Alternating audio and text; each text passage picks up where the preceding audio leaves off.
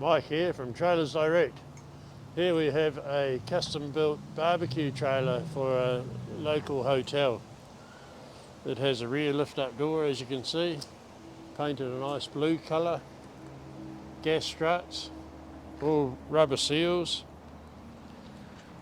heaps of storage room inside. It's a 7x5.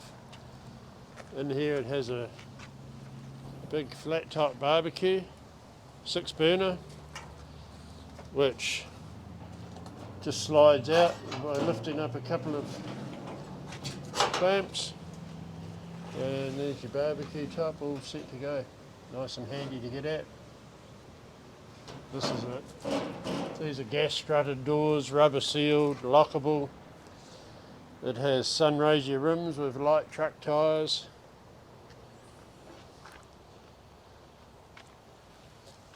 Single axle, obviously.